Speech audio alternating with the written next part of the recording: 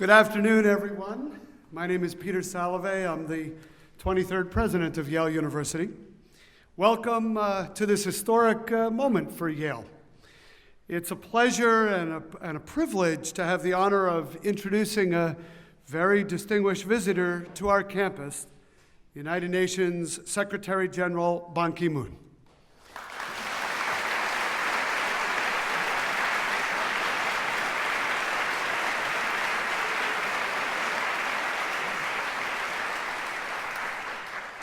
Your Excellency, thank you. Thank you for coming to Yale. And I note that this is your third such visit, and each time you have inspired our community with your wise perspective. And thank you most especially for the United Nations and your personal deep care for the preservation of cultural heritage and sponsorship of this important colloquium. When we embarked on our planning for the events of this week, for the UN Global Colloquium of University Presidents itself, which will take place tomorrow, and for the wider program of activities that are taking place, including this public lecture, the response from the Yale community was one of immediate and resonant enthusiasm. For our faculty and our students and our employees and community members across New Haven, the topic at hand struck a vibrant chord. Preservation of cultural heritage, challenges, and strategies. For us at Yale, hosting this year's Global Colloquium, there could be no question that this would be our subject of focus. Why? Well, because quite simply, heritage matters. It is the record, both concrete and intangible, of human identity. When our heritage is destroyed by war or by weather, from malice or from neglect, it is a loss that in many cases can never be remedied. So we at Yale are delighted to have the support and cooperation of the United Nations and the collaboration of so many individuals across our own campus and from institutions around the world in seeking to protect, preserve, and promote our shared cultural heritage. As I said earlier, this week's colloquium and surrounding events have met with an overwhelming response from our community. You here in this room today are a testament to the importance and the resonance of our work together. More than 150 faculty members and other experts across the university, from widely varied backgrounds and diverse fields of study and practice, are contributing not only to this week's programs, but to ongoing preservation and conservation efforts. I hope that many of you took advantage of yesterday's open house at Yale's West Campus to see the work taking place at the Institute for the Preservation of Cultural Heritage. If you missed it, there's another open house on Friday, and too many other events to name, but you can read all about them at UNGC, UN Global Colloquium, ungc.yale.edu. Secretary General Ban, during your last visit to Yale in 2012, you spoke so eloquently of the need for collective action to confront the world's greatest challenges. You called upon us to seek alliances among nations, among institutions, to share the responsibility for protecting our world. We heard you that day, and we felt the same sense of urgency that you expressed. And I'm very proud to say that the work you see taking place at Yale today, and with institutional partners around the globe, is a manifestation of that belief.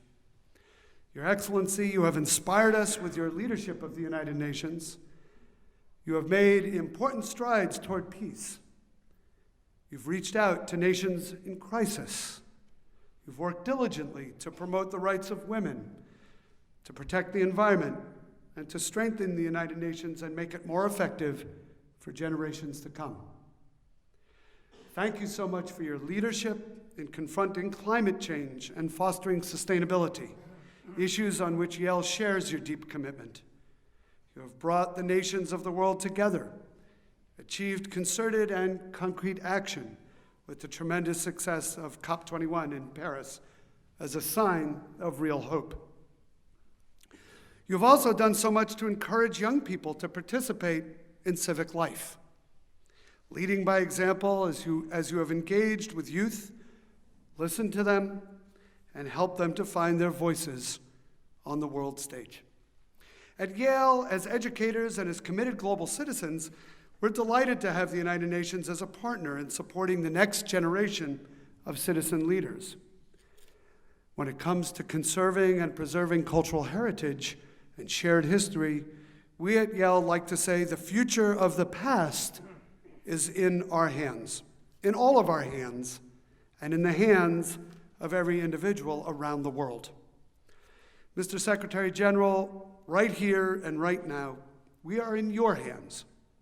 We're eager to have your insights, to learn from your perspective, and to go forth from today, inspired to do even more to contribute to the vital work that lies ahead. Thank you for being with us today, and everyone, please join me in giving a very warm welcome to United Nations Secretary General Ban Ki-moon.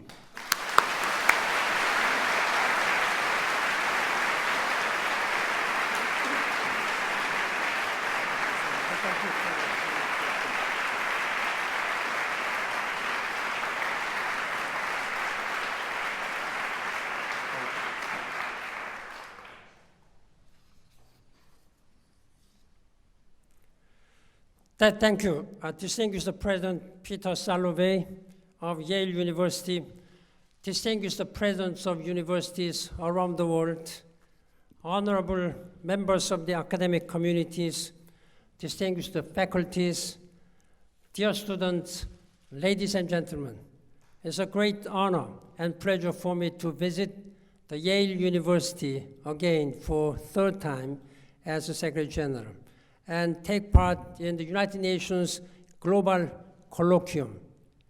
I'm inspired to be among some of the most distinguished academics in the world and to connect your groundbreaking research with the global diplomacy of the United Nations. I was energized and inspired by our previous meetings, which covered maternal health, empowering young people, and harnessing new technologies to meet global challenges. I'm particularly happy to see so many young students are here today who will be surely the leaders of tomorrow, but most of them have already taken the leadership of today. It's important that for this colloquium to discuss about how the teachers and professors can provide good and sustainable opportunities, social, political, and economic opportunities for young people. Ladies and gentlemen, standing here as a Secretary General, I'm just thinking of what will happen after me. As you may know or may not know, from today, the selection process of my successor has begun at the United Nations. This is going to be a very different selection process. I'm very happy that there is going to be a change in the United Nations system. This is a huge change. When I was elected as a Secretary General in 2006, I was one of the many candidates. Jokingly, I've been saying that, well, I'm the first democratically elected Secretary General. Why? Before me, there was no such Secretary General. 7 Secretaries Generals who were elected through campaign. I was the only one, at that time, 7 candidates who have been campaigning. In fact, I'm very happy to see former President of Mexico, Zedillo, sitting here. He was, you may remember, I'll tell you all the secrets. When I was a candidate, I was invited by Davos Forum, World Economic Forum. There were several candidates. That was the first time that I was having sort of an interview in front of maybe 1,000 people. President Zedillo was moderator. He was giving hard questions. I'd like to thank very much for his vision. Then he might have thought that I could be some possible candidate or Secretary General. I think his question was a little bit softer than other candidates. Thank you for that. But for me, every question was a difficult one. Today, this campaign has really begun. In the General Assembly Hall, all 193 member states, together with NGO representatives, they were questioning the candidates. We have 4 women, 4 men candidates, and this number of candidates will be surely increasing. In any way, this is a very good way to change this world in a more transparent, more competitive, more accountable way. I was one of them. I think myself, I was elected through that, but this process will be much, much more competitive and much more transparent one. That's good for the future of the United Nations. Let's hope for the best, and if possible, let us hope that the best candidate could be a woman candidate from next year.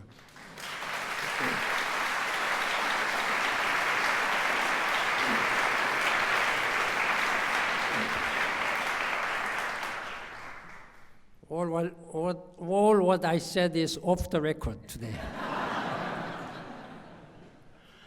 Well, ladies and gentlemen, I'm particularly honored to be here, and it is appropriate that we are discussing here at Yale, where this destruction of cultural treasures on a vast scale over recent years make this a theme of this colloquium even more timely and relevant.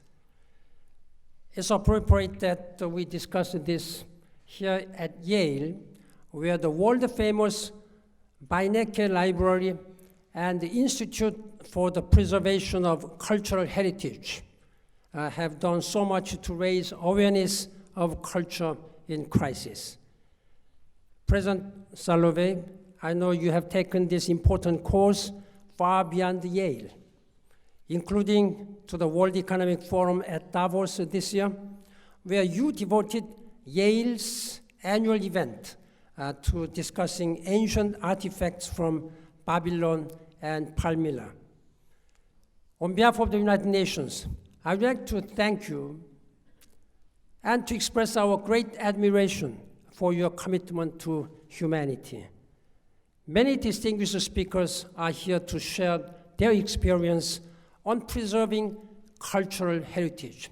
As a Secretary General, I have been visiting many historical places where I saw so many precious, timeless, valuable heritages.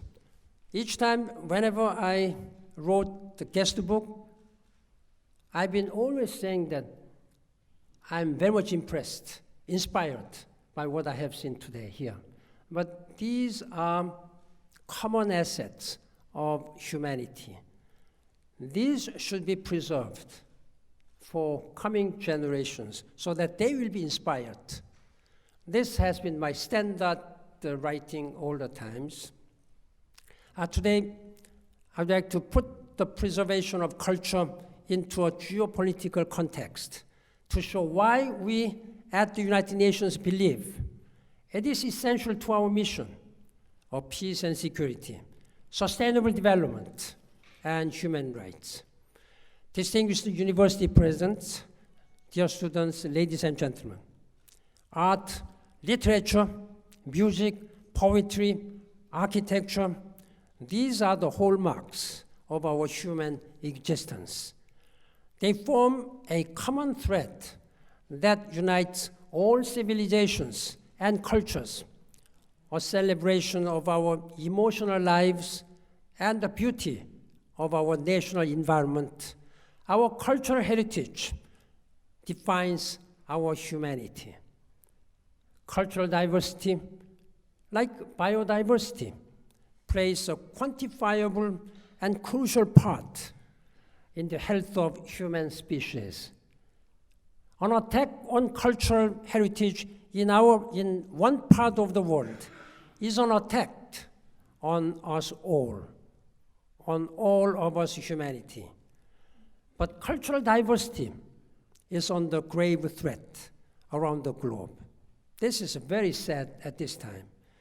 Who could fail to be outraged by the destruction of the magnificent Buddhas of Bamiyan, the monument of Palmyra, the mosques and cultural artifacts in northern Mali? This wanton vandalism and destruction is not collateral damage. It's a part of a ruthless wave of cultural and ethnic cleansing, inseparable from the persecution of the communities that created these cultural gems. It's also part of a cycle of theft and profit that finances the activities of extremists and terrorists. As a human family, we cannot let them erase our history and identity. Any loss of cultural heritage is a loss of our common memory. It impairs our ability to learn, to build the experience, and to apply the lessons of the past to the present and the future. Culture is also one of the strongest driving forces for building societies and imbuing them with the values.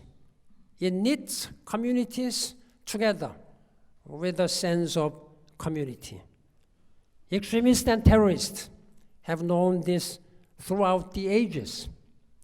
They have always understood that by attacking and destroying cultural artifacts, buildings and monuments, they can divide the people. They can erase their common values, shred the social fabric, and create greater fragility and vulnerability to their cynical ideology. In our response, we must even be more determined to safeguard and preserve culture than the extremists are to destroy it. This must be central to our strategy for tackling violent extremism and building peace and restoring security. The United Nations system is working to strengthen the links between protection of cultural heritage, peace-building missions, and humanitarian emergency response. Last Friday in Geneva, I have convened an international conference at ministerial level to talk about my plan of action to prevent the violent extremism. There were 700 people from 120 countries all participated. This was warmly welcomed by the United Nations General Assembly in February. And I'm in the process of implementing and executing all these plan of action so that we will be able to, first of all, prevent this violent extremism. It's important that we fight back and defeat terrorism, extremism. At the same time, it's much more important to prevent before these things happen. Once a terrorist actions happens, it's cruel and brutal, and it's very tragic. But if we can prevent those extremism and terrorism from taking place, I think that's the way we can save our human lives and our cultural artifacts. That's a very important point, priority for the United Nations at this time. Ladies and gentlemen, I visited Mali. For example, in Mali, I saw the destruction caused by extremist militants to mausoleums and manuscripts when they took over Timbuktu in 2012. I visited Mali immediately after that. It was not only about stones, buildings, and papers. It was about identity and human dignity. I will never forget speaking to the Grand Imam, representatives from the Christian community, the local government, young people, and women's representatives. They all said they had lived together in a diverse community for 1,000 years. They all wanted education, jobs, and above all, peace. As soon as Timbuktu was liberated, UNESCO and the Malian government launched a restoration operation with logistical support from the blue helmets of our United Nations peacekeeping missions. Like destruction, restoration is not only about buildings, it is about history, about identity, and about culture and the promise of the future for our succeeding generations. I'm proud to say that 14 mausoleums have now been completely restored. The townspeople talk about the rebirth of Timbuktu. UNESCO stands ready to travel to Palmyra, which was liberated just weeks ago, to help evaluate the damage and protect the city's priceless cultural heritage. I hope that one day, Palmyra, Aleppo, Nineveh, and the other devastated cities of Syria and Iraq will again serve as symbols of unity and diversity. The United Nations Security Council has recognized the important links between cultural heritage, peace, and security in a landmark resolution passed last year. The Security Council condemned the destruction of cultural heritage in Iraq and in Syria, and adopted legally binding measures to combat the illicit trafficking of antiquities and cultural artifacts from these countries. This was a rare show of unity from the Security Council, which had been in a deadlock over Syrian issues. Now, we must build on these major steps to advance the cause of peace. Distinguished Presidents, students, ladies and gentlemen, another kind of culture erupts periodically in some societies around the cultural touchstones, identities, and beliefs. Attempts to persuade can sometimes cross a line into attempts to shut down differing opinions. University campuses are often at the center of very heated debate.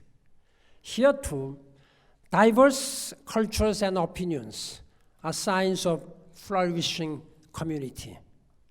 Universities need to be places where we can listen to each other and each other's ideas in peace.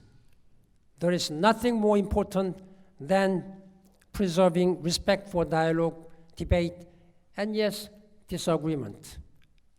When this respect is lost, deeper damage can be done.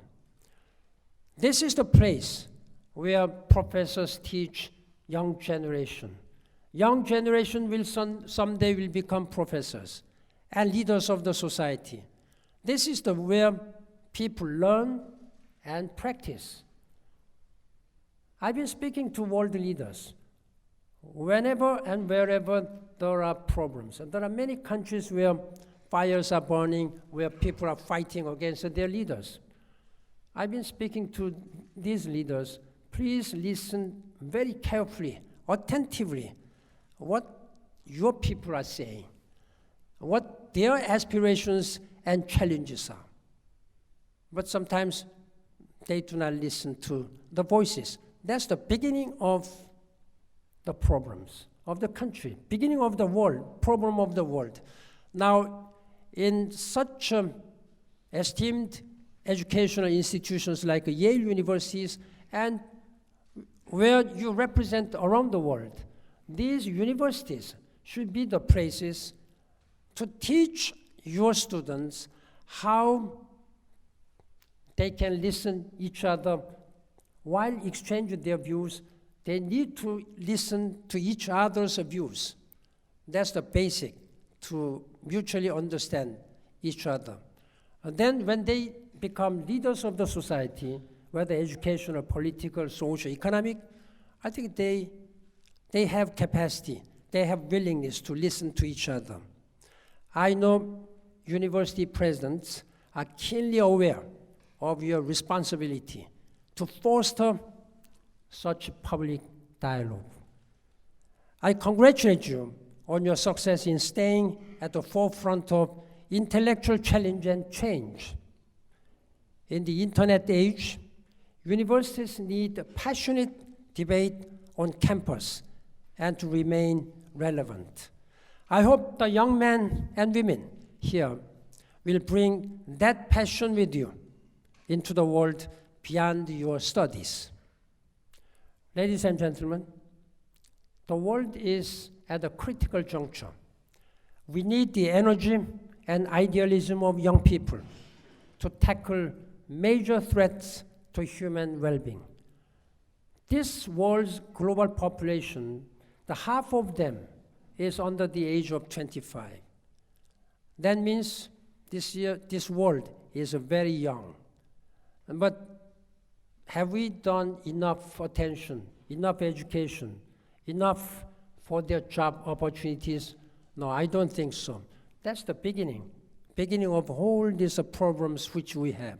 Therefore, these universities must be the place where you really educate the good quality, and it's now political leaders, economic leaders, community leaders, that they should employ and empower these young people. That's what I'm really going to discuss with you. And another important issue is how we can address climate change. It's not visible, but it's impacting surely whole the spectrums of our life. Climate change is an intergenerational injustice.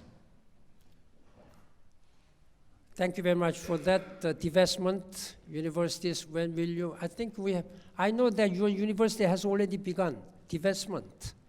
I am very much grateful for your leading by example. And I highly applaud President Salovey for his vision.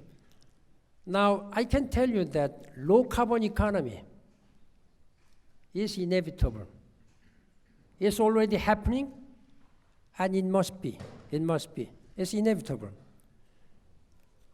Even in some of the wealthiest countries, nearly half of young adults are unemployed.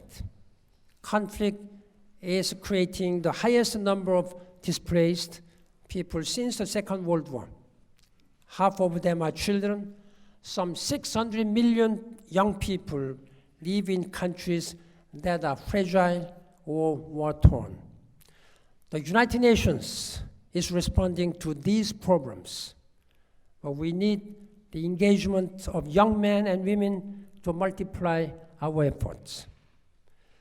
All world leaders agreed last September on the ambitious new 2030 Sustainable Development Agenda, which aim to end, first of all, abject poverty by 2030, prevent diseases, prevent those people who would otherwise die from preventable diseases, and empower women by 2030. Our target of the United Nations is to make this world 50-50 planet Earth, where men and women will have an equal standing in every aspect of our life. This agenda, Sustainable Development Goals, known as SDGs, instead of MDGs, have 17 goals, which include clear targets for education, gender equality, and decent work for all. We're now in the first year of implementation. I hope young men and women will hold governments accountable for their promises and help to achieve them. And universities and professors should also be part of this. Now, first ever World Humanitarian Summit meeting will be held in Istanbul next month. This will consider root causes of conflict and displacement, how we can better protect civilians, and how we can meet the needs of unprecedented numbers of people who are moving from here, there, from conflict zone to the better places. The United Nations will hold a summit in September to discuss this matter. I know that many European leaders are struggling to handle this matter, but it's not the European matters only. There's a human tendency that when there is a conflict, then people have to flee to protect their own lives. There's a human tendency that people are moving from one place to another for better opportunities.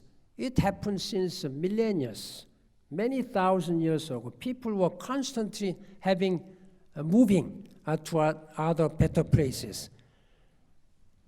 Again, this is a very important issue at this time.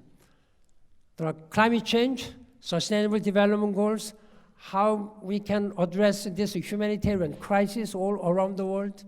Can you believe that there are more than 60 million people around the world who need immediate assistance, life-saving humanitarian assistance around the world? This is the most number since the end of Second World War. Last December, again, the United Nations is making a lot of landmark decisions. When I was talking about this importance of youth, for the first time in the history of the United Nations, I appointed a special envoy on youth. This is a young man, but he's now liaising and networking all around the world with a youth group. And even Security Council has adopted a landmark resolution on youth issues. The important significance of the Security Council resolution is that normally, according to Charter of the United Nations, Security Council has a primary responsibility to deal with international peace and security. Then many people believe that women issue is nothing to do with the peace and security. Youth issue has nothing to do with the peace and security. But Security Council has recognized already 11 years ago by adopting landmark resolution, which is open quoted 1325. This is women, peace and security. United Nations recognized that already lack of gender empowerment has implications to peace and security of the world. Now, December last year, they recognized that youth issue can have a direct implication to international peace and security.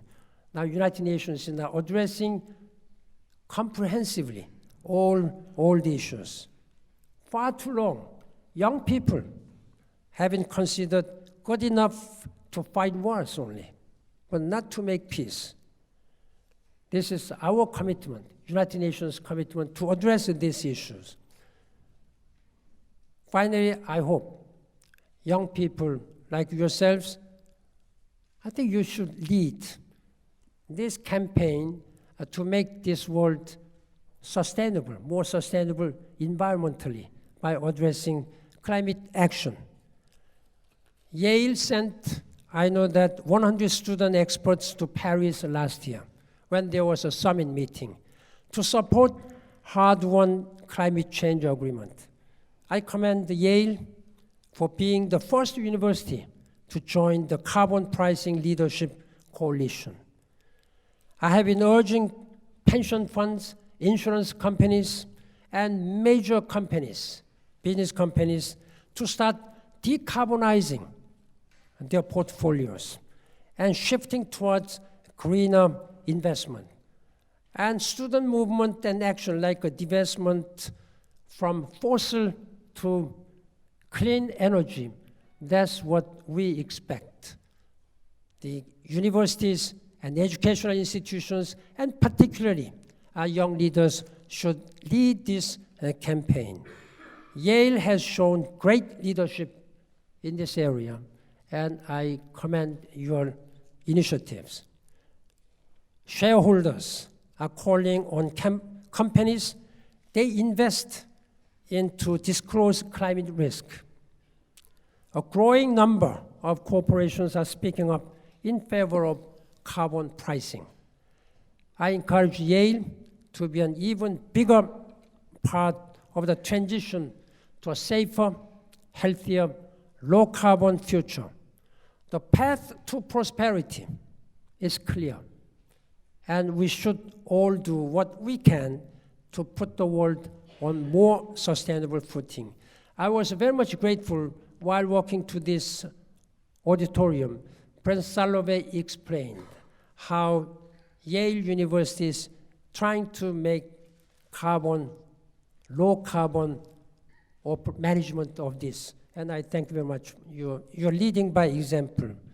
I'm encouraged by the strong political momentum from more than 130 countries that have confirmed their intention to sign this Paris Agreement on 22nd of this month. Distinguished President, dear young students, ladies and gentlemen, there is a Syrian saying, I quote, "Without the old, there is nothing new.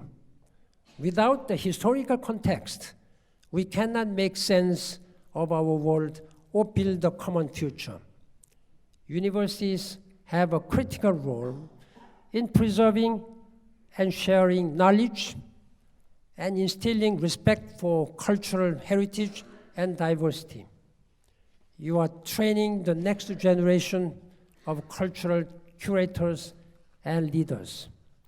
Academics of all disciplines know that without open debate, research stagnates and progress slows to a standstill. Above all, you understand the critical link between culture and human development. I urge you to lead a global movement to promote our diverse cultural heritage for future generations. Engage your colleagues, your friends, your students, and your teachers. Preserving the world's priceless cultural heritage is a task for all of us. Ladies and gentlemen, let us work together to make this world better for all the people around the world. I thank you for your attention. Thank you for your engagement and leadership. Thank you very much.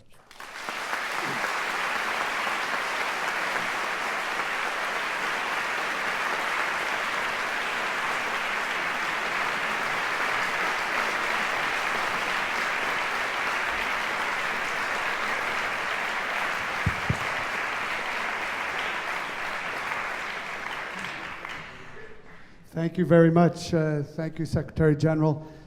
Secretary General has agreed to take some questions, and I was handed on my way in a stack of 3x5 cards, which I presume you all filled out earlier this afternoon. And I'll just take them in the order in which I received them. So this is a question about Palmyra, talking about how much of it was destroyed during the occupation of the Islamic State. And one which you addressed in your talk, the first question is, what is the role of the international community in helping to rebuild sites like Palmyra, which you did speak a bit about? But the other question maybe you could elaborate upon, which is, what really can universities do to help with a situation like that? I think most of you must have read newspapers. I think it was about 2 weeks ago. One very brave reporter visited Palmyra, the destruction site. I was appalled to see all this complete destruction of 1,000-year-old our cultural heritages. UNESCO and United Nations, when the situation improves through political negotiation, when the security allows us, that we will immediately begin to restore as much as we can this priceless, valuable artifact. That's one commitment which was already announced by Director General of UNESCO a few weeks ago. We will do that. Then, for that possible, the Syrian people should have peace in their homes, home country. That's why from tomorrow, the negotiation is going to resume in Geneva with my special envoy for Syria chairing. We've been trying to make a political space as much as possible, and through 2 meetings, we've been trying to find out some common elements between 2 warring parties. We have found at least 12 common elements.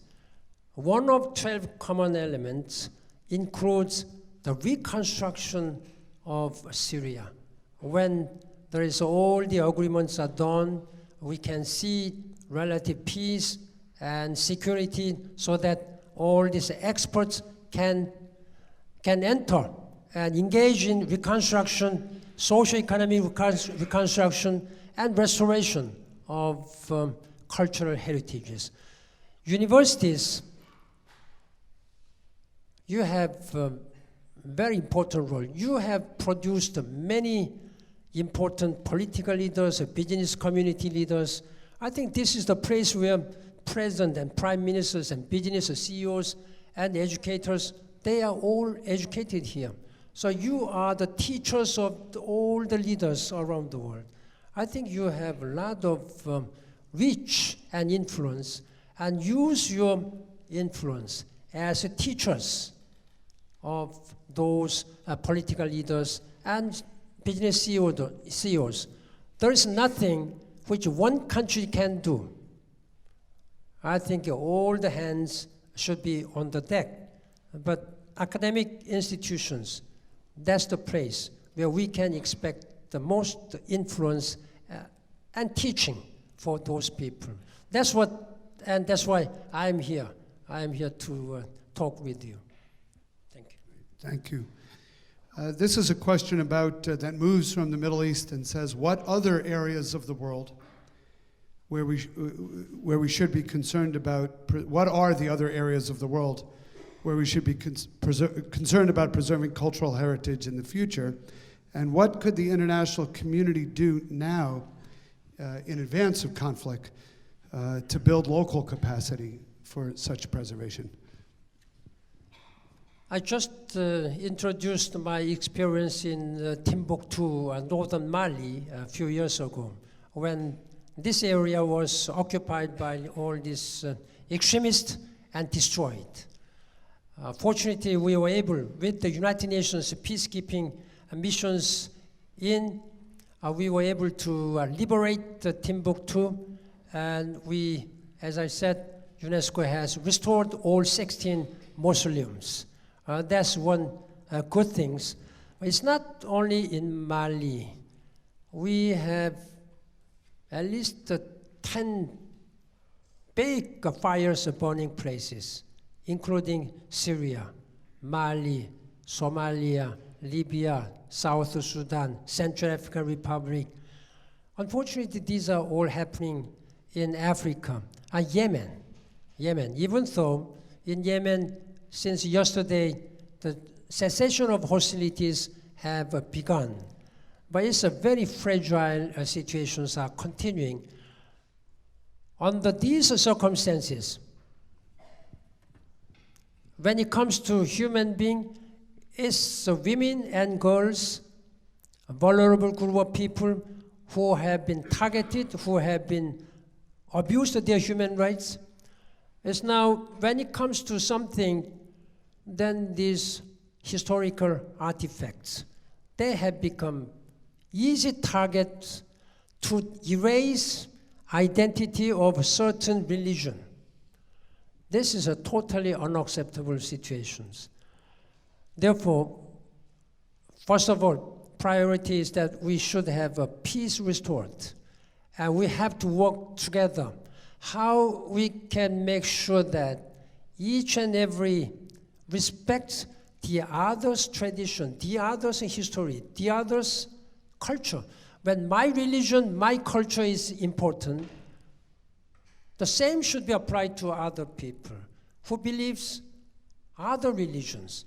Then their religions, their culture, tradition should also be respected. That's why United Nations has launched this Alliance of Civilization. This is a big initiative, but still,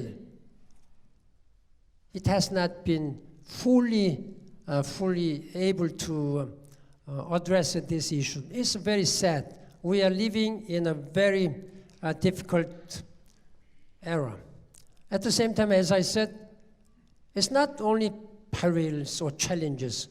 World leaders have given some strong sense of hope through Agenda for Sustainable Development, targeting 2030, and climate change agreement. These two are, I think, a most encouraging achievement that the United Nations and international community have achieved and presented in recent years. And therefore, while we address these crisis issues, we have to pay more attention and priority on development and climate change issues. By doing that, we can significantly reduce the sources of conflict. That's my belief, yes. Maybe we should turn to sustainability and climate change. Pick up on a couple of themes in your from your talk. This is a question essentially saying, what are the next steps following COP21 in Paris, and do we need a different approach in the developed and in the developing world? COP21 it's not the end, or it's not the beginning. We may say it was a good beginning, but turning point, very significant turning point. As you may know, you've been following that the negotiation on climate change has been very slow. It took decades. That's why I've been very emphatically, emotionally stating that negotiation has been moving at the snail's pace. That has been many times quoted by media. It has been moving even slower than snails. Last year, and since 2014, I have been pushing and accelerating this pace. And during my time as a Secretary General, during the last 10 years, I have convened at least 3 times special summit meeting on climate change and my convening power. And 2014, the last meeting before we went to Paris. That was the most turning point. Most of the world leaders came, and there was huge show of solidarity by the people. In New York, in Manhattan, there were 400,000 people marched, calling for action. And it was not only in Manhattan, all throughout the world. That was a turning point. I am very happy that in COP21, this Paris Agreement was adopted by unanimity. It's dramatic and amazing that out of 196 countries, even one country objects, there could not have been any agreement. But all 196 countries agreed because they know that without taking action now, it will be too late, we'll be abandoning the moral and political duties of this world. I'm very happy, but this is not the end. We have to build upon this one. All this agreement should be implemented without fail. And that's why one good thing is that we have introduced a monitoring and verifying mechanisms. Every 5 years, there will be a monitoring and verification process. It will start from 2018. So first review session will be held 3 years after. From then on, every 5 years. Then we expect the parties, member states, would raise their level of ambition. This ambition level at this time is low. While we agreed to contain the global temperature rise below 2 degrees centigrade, but if we continue like this way, then we may end up at least 3 degrees. Then it will be a tragic situation.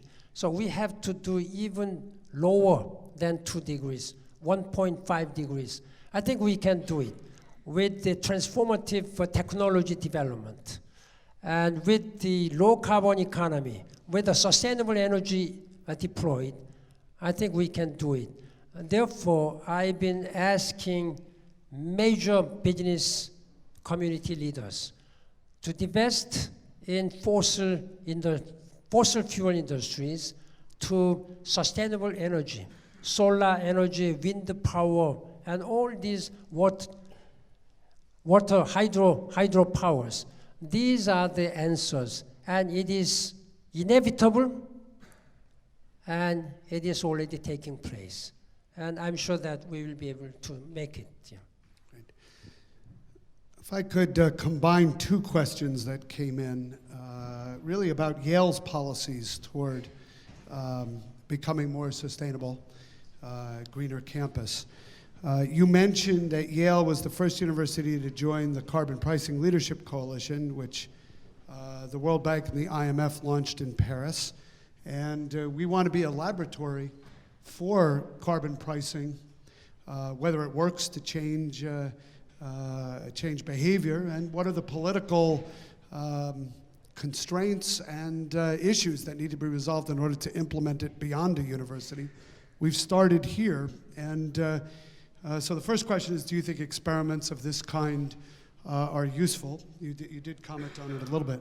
The other one relates to the issue that some of our students care quite passionately about, and we're here making that view apparent, and that concerns divestment from investments in companies engaged in extraction or sale of fossil fuels.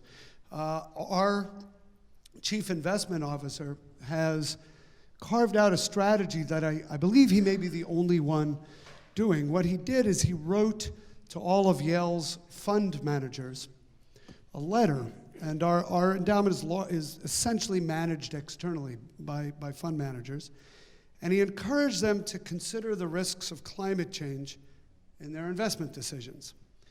And he's about to announce the results of this letter. I believe there's actually going to be an article in the New York Times tomorrow about this, maybe already online. And what he says is that the results have been significant in both in terms of selling past investments and refraining from some new ones. So this is kind of an economic-based approach.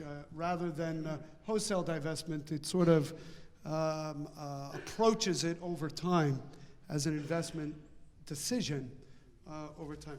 So the question is whether you think this is a useful way to move the global economy toward greater use of clean energy technology. My answer is, of course, definitely is very commendable, very good initiative. And normally, one may think that climate change or sustainable development, that's what government leaders do, or that's what business communities will have to do.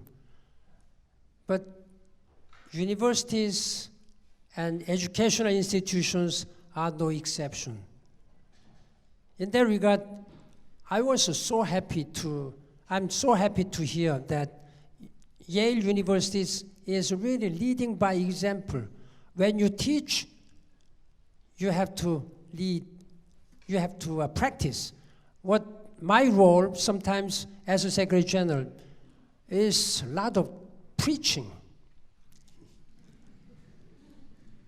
When you just preach, and if you don't do it, it's not fair. You have to do as you preach. You have to do as you teach. This is what you are showing.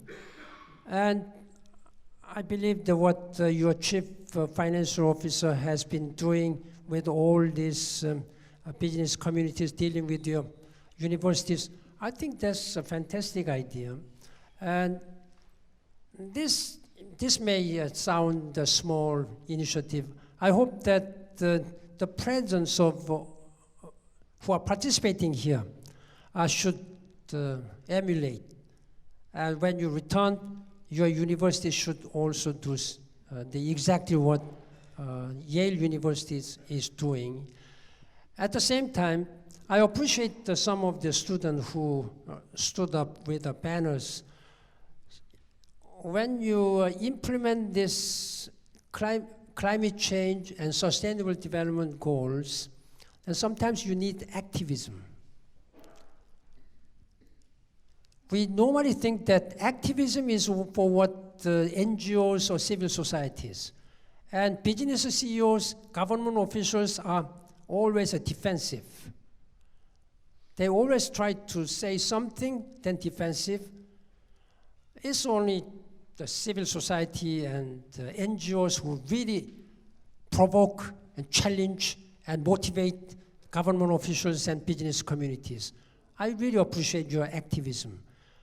I'm asking young students, you may even challenge your professors. You may challenge your congressmen, senators, and president. You have that prerogative because you have fresh ideas and creative ideas. Then, most of all, this is the world where you will have to live. My term ends December this year, so I'll become just a normal citizen. And professors, one day president, one day you may retire, then that's your place. It will be your place. And therefore, you have a legitimate right to challenge your community and leaders. Then look, professor, senators, Mr. President, this is my world. This is the place where I will have to live. My children will have to live. Please make this world sustainable, economically, socially.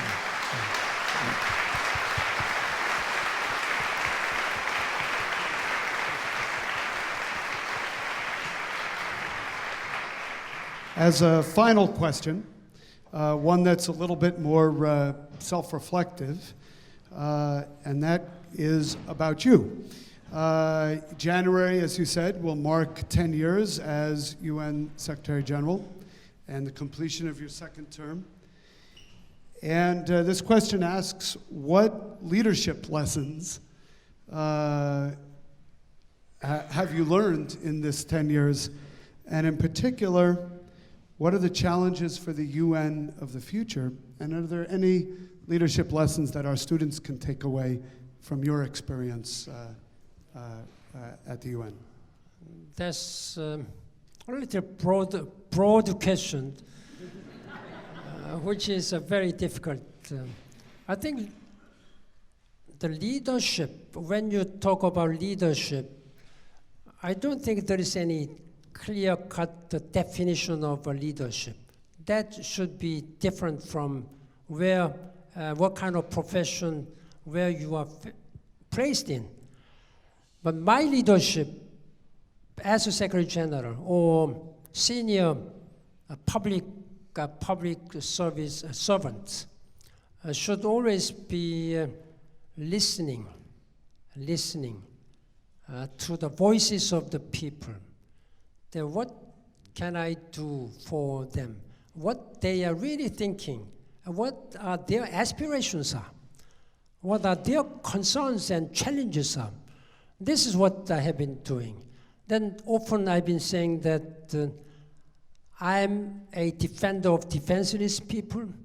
I'm a voice of voiceless people. There are many people. You will be surprised to know that there are many voiceless people, many vulnerable group of people who are completely defenseless, and when their human rights and human dignity are just ruthlessly abused, then I've been speaking out for them. This is one aspect of leadership. But when you lead your long life, 70 years or 80 years, I often say that the highest virtue of a human being is to act like water. This is what I talked to President Obama, and one day I wrote some calligraphy and gave this to President Obama. Mr. President, I think your leadership looks like water. Water, I believe in, and I hope if anybody agrees with my points, please try to practice. But it's not easy. Water seems to be just powerless, weakest, no power, nothing. But water is very powerful when it definitely has to be. There are many important elements in our world.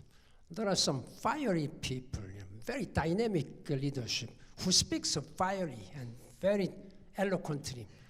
But do they really practice? Do they really know how to make a compromise and some flexibility?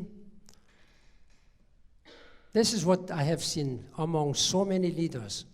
They are seemingly very dynamic, but do not know how to make some harmonious decision, harmonious conclusion of a debate. If you just insist your views, suppose you may be right, but that's not the end. You cannot be 100% right all the times. There is always some good point to listen to others' views and make the others' views as yours and combine it, make it harmonious.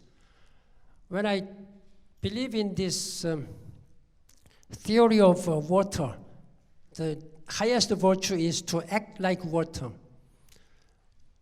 You don't need to always to confront. When there is something hazard, then you may avoid all this. Unnecessary, you don't need to confront all the times. But when it is absolutely necessary, you can push. You can really push hard.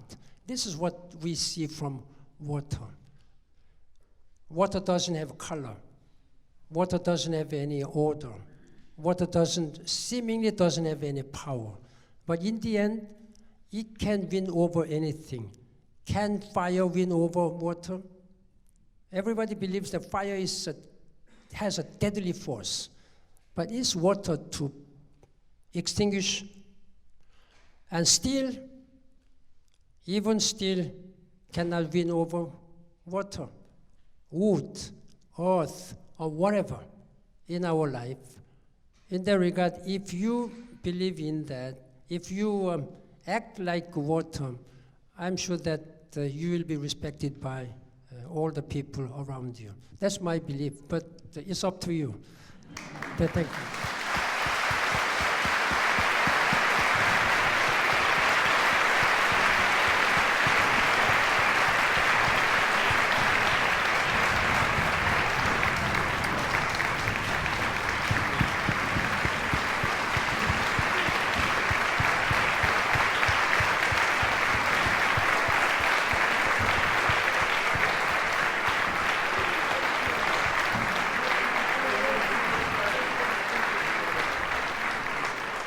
I want to thank all of you for coming today, and especially to those of you who submitted questions. And I want to thank you for an excellent address and for taking those questions. 감사합니다. Thank you very much.